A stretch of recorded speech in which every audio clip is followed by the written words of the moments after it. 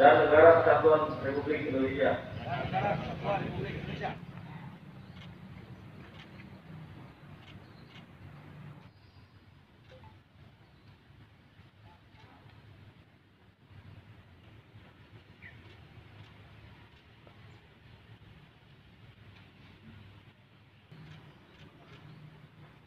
Pergeseran ini adalah yang pertama untuk penyegaran organisasi dari bidang sumber daya manusia, jadi dengan harapan para pejabat baru dapat lebih dinamis, lebih semangat, dan dapat membangun Polres Aceh Barat yang lebih baik.